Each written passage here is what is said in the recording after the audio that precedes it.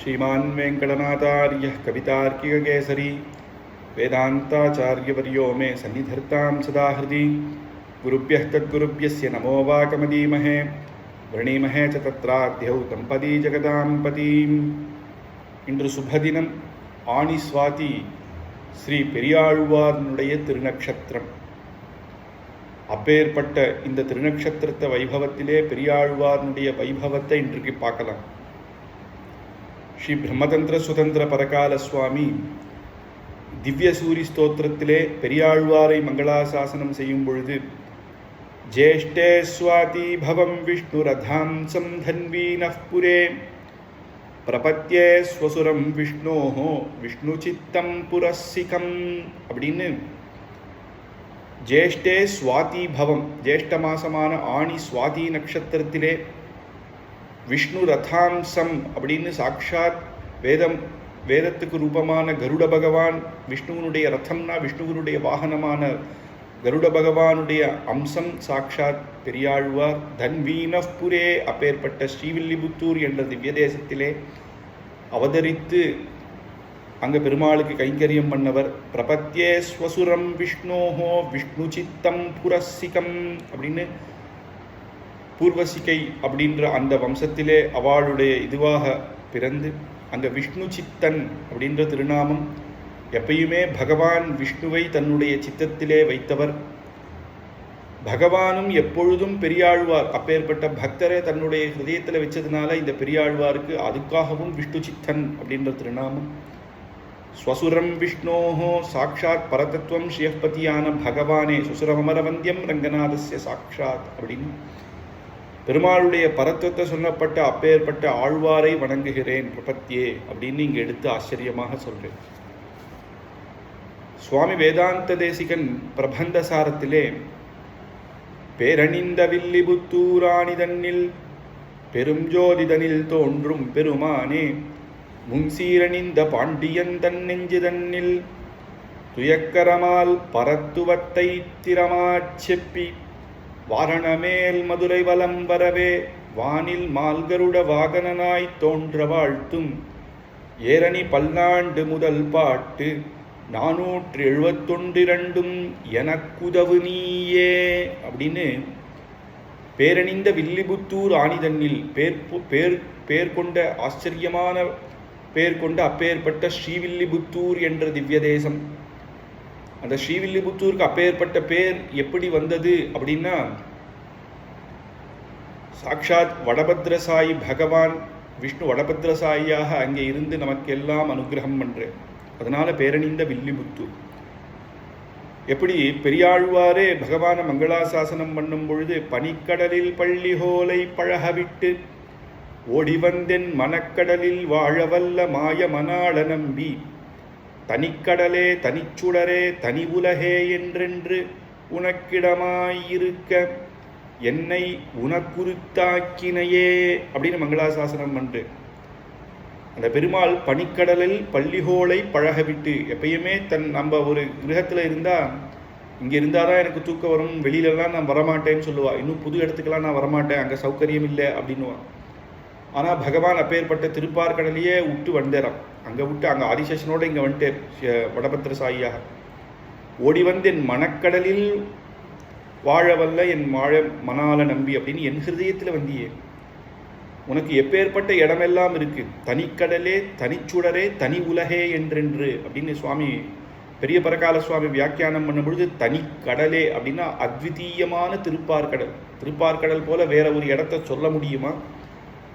அப்பேற்பட்ட திருப்பார்கடல் வேற, அந்த மாதிரி வேற ஒரு இடம் கிடையாது. அதனால தனி அத்விதீயமான திருப்பார்கடல் தனி சுடரே அப்படின்னா சூரிய மண்டல மத்தியஸ்தன்.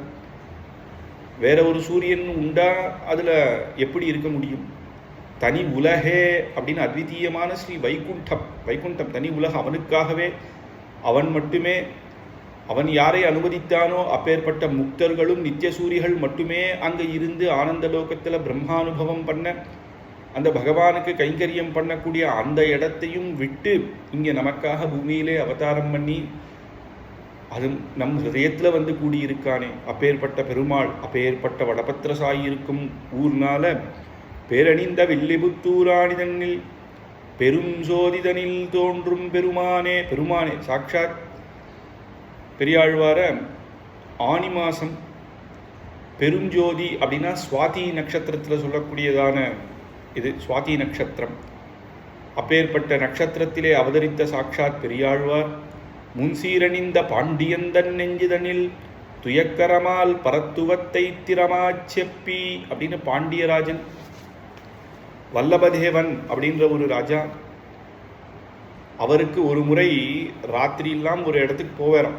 ராத்திரி மாறு வேஷத்தில் போய் மக்கள்லாம் எப்படி இருக்கான்னு பார்க்க ஒரு சமயம் ராத்திரி போகும் பொழுது அங்கே நிறைய பேர் தீர்த்த யாத்திரெல்லாம் பண்ணி கங்கா ஸ்நானம் பண்ணி மேற்கொண்டு சேது ஸ்நானம் பண்ணுறதுக்காக போகிறா. ஸ்ரீவில்லிபுத்தூரில் வந்து அங்கே விஸ்ராந்தி எடுத்துகிட்டு இருக்கிற மக்களை பார்த்து அவர் கேட்குறேன், நீங்கள்லாம் எங்கே போயிட்டு வந்தீங்கோ அப்படின்னா, தீர்த்த ஸ்நானம் அங்கெல்லாம் பாடி பெருமாளெல்லாம் திவ்ய தேசத்தில் சேவித்து இப்போ சேது ஸ்நானம் பக்கம் பண்ணணும், அதுக்காக இந்த வழியாக போயிட்டு இருக்கோம்னு சொல்ல, இதெல்லாம் எதுக்கு, என்ன என்ன என்ன காரணம், இதனால் நமக்கு என்ன கிடைக்கும் அப்படின்னு ராஜா மாறுவேஷத்தில் இருக்கிறவர் கேட்க, அதில் ஒரு உத்தமரான ஒருத்தர் சொன்னேராம், வருஷார்த்தமஷ்டௌ பிரயதே துமாசான் நிசார்த்தமஹ்னௌ திவசம் யதேத வார்த்தக்ய ஹேதோர் வயசா நவேன பரத்ர ஹேதோர் இஹ ஜன்மனாச்ச அப்படின்னு எல்லாருமே மழை காலத்தில் போய் சம்பாதிச்சு திரவியங்கள்லாம் சேர்த்து வைக்கிறது கஷ்டம். அதனால் மிச்சம் இருக்கிற காலத்தில் யார் ஒருத்தர் நிறைய சேர்த்து வைக்கிறானோ, தனக்கு தேவையான திரவியங்கள், நெல்லுகள், சாப்பாடுற தேவையான வஸ்துக்கள், தனங்கள் எது சேர்த்து வச்சாலும் வருஷா காலத்தில் அவன் கஷ்டப்பட வேண்டாம். கார்த்தால கஷ்டப்படுறவன் ராத்திரி சுகம், நாளைக்கு வேற எதுவுமே இல்லையே அப்படின்ற கவலை கிடையாது, ராத்திரி சுகமாக தூக்கலாம்.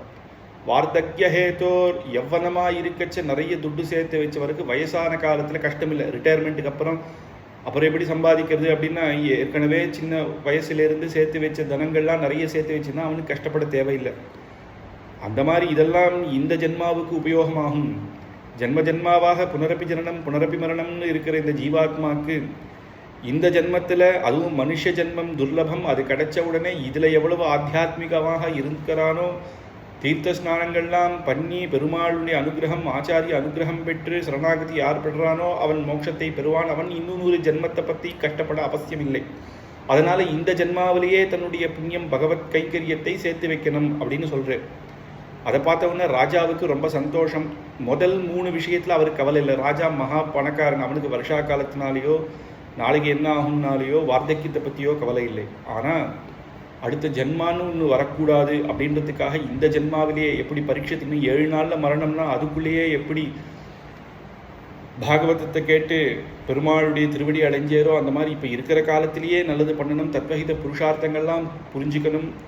அப்படி ஒருத்தருக்கு கைங்கரியம் பண்ணணும், மோட்சத்தை பெறணும் அப்படின்னா யார் பரத்துவம்னு தெரியணும் இல்லையா? அந்த பரத்துவமான பகவானை தேட அதுக்கு அவருடைய மந்திரிகளெல்லாம் சொல்லி பெரிய பெரிய வித்வான்களெல்லாம் கூட்டு ஒரு சபையில் பரதத்துவ நிர்ணயம் பண்ணணும் அப்படின்னு தோன்றி எல்லாரையும் கூப்பிட அந்த தேசத்திலிருந்து பல வித்வான்கள்லாம் வர அன்னைக்கு முன்னாள் ராத்திரி வடபத்திர சாயியே பெரியாழ்வாருடைய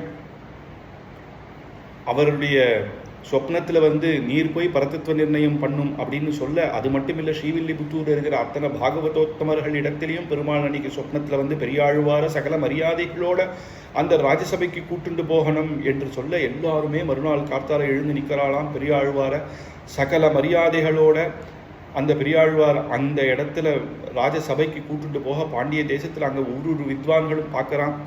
எல்லாரும் பார்க்குறாளாம், இந்த துளசி பெருமாளுக்கு கைங்கரியம் பண்ணுறவர், தோட்ட கைங்கரியம் பண்ணுறவர், சாதாரண பாகவதர், இவர் எதுக்கு வித்வத் கோஷ்டிக்கு வரேன்னு சில பேர்லாம் நினைக்கிறாளாம். ஆனால் பெரியாழ்வாரோ சகல வேதம் சாஸ்திரங்கள்லாம் அறிந்தவர்.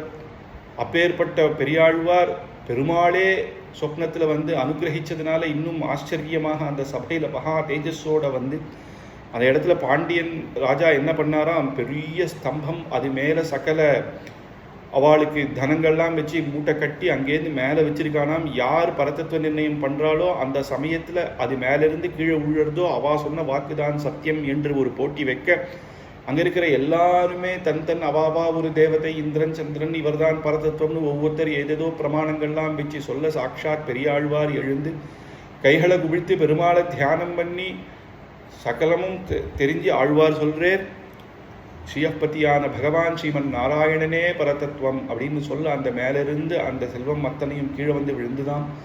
அங்கே இருக்கிறவர்கள்லாம் ஆச்சரியப்பட்டா. வாதத்துக்கு வர சொன்னால் சகல பிரமாணமும் வேத பிரமாணத்தை கொண்டு, அதனால் துயக்கரமால் பரத்துவத்தை திறமா செப்பி பிரமாணத்தோடு அத்தனை பேரையும் வாதம் பண்ணி ஜெயிக்க அத்தனை பேரும் அங்கே இருந்து பெரியாழ்வாரை சேவிச்சேராம்.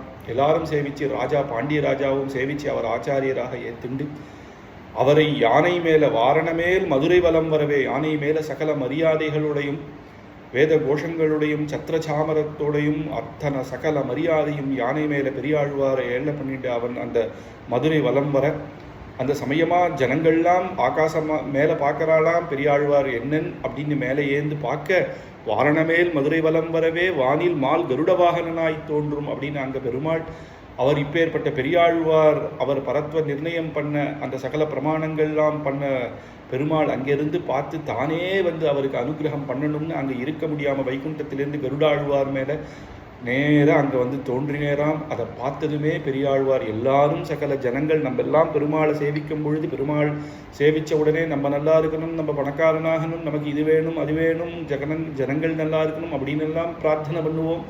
ஆனால் பெரியாழ்வார் அங்கே இருக்கிற அத்தனை மக்களும் பெருமாளை சேவிக்கிறத பார்த்து பெருமாளுக்கே கண்பற்றுமோ அப்படின்னு பெருமாளுக்கு முதல்ல மங்களாசாசனம் பண்ணணும். ஏன்னா அவருக்கு மங்களாசாசனம் பண்ணால் மற்ற அத்தனை ஜகத்தும் சுபிக்ஷமாக இருக்கும். அவன் அனுகிரகம் தானே அத்தனை இதுவும் சுபிக்ஷமாக இருக்குன்னா அவனுக்கு பல்லாண்டு பாடணும் அப்படின்னு பல்லாயிரத்தாண்டுன்னு அந்த யானை மேல் இருந்த 2 மணியும் எடுத்து பெருமாளுக்கு மங்களாசாசனம் பண்ண பெருமாள் தாயாரோட பெருமாள் வந்து அந்த கருட வாகனத்திலே அவருக்கு அனுகிரகம் பண்ணுறான். அதனால் ஏரணி பல்லாண்டு முதல் பாட்டு, அதுக்கப்புறம் பெரியாழ்வார் திருமொழி அப்படின்னு 471 அப்படின்னு 473 பாசுரங்களாக எனக்கு உதவி நீயே. அந்த பாசுரங்கள்லாம் நம்மளுடைய ஹிருதயத்திலேயே எப்பயும் இருந்து அதனுடைய தாத்பரியங்கள்லாம் நமக்கு புரிஞ்சு நமக்கு அனுகிரகம் பண்ணி எப்படி பெருமாளை நம்ம சேவிக்கணுமோ அனுபவிக்கணுமோ பெரியாழ்வார் அப்பேற்பட்ட யசோதா தேவி போலையே தன்னை பாவித்து கொண்டு கண்ணனை தன் குழந்தையாக அவர் எப்படி நீராட்டம் தாலாட்டு அத்தனையும் பாடி அனுகிரகம்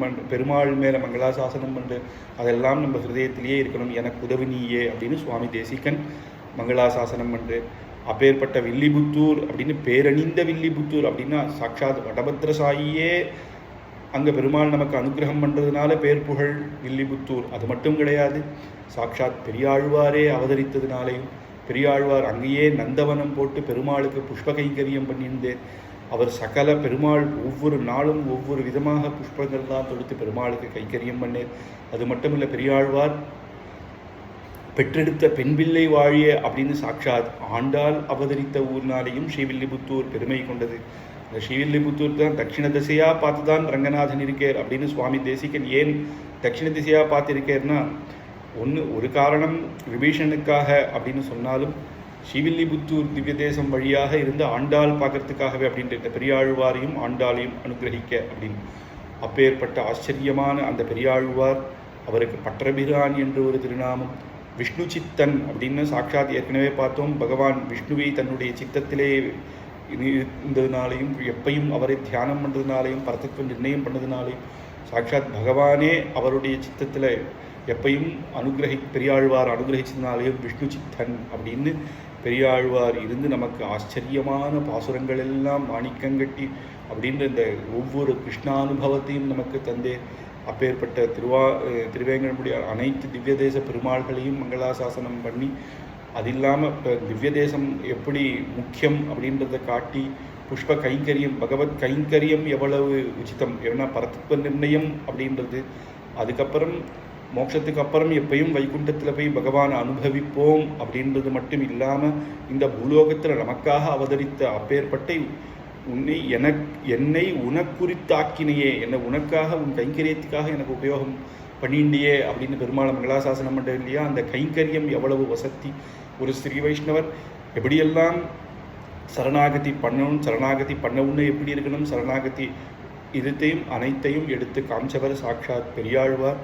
அப்பேற்பட்ட பெரியாழ்வாரை மங்களாசாசனம் பண்ணி பெரியாழ்வாருடைய அனுகிரகம் எல்லாருக்கும் இருக்கணும், லோகம் மொத்தம். அப்பேற்பட்ட பகவானுக்கு பரதத்துவமான சிவபதியான பகவானை எல்லாரும் சேவித்து அவர் காட்டின வழியிலே எல்லாரும் கைங்கரியம் பண்ணணும், சுபிக்ஷமாக இருக்கணும்னு பெரியாழ்வாரை பிரார்த்திச்சு பெரியாழ்வார் திருவடிகளே சரணம். கவிதார்க்கே சிம்ஹாய கல்யாண குணசாலினே ஸ்ரீமதே வெங்கடேஷாய வேதாந்த குரவே நமஹ.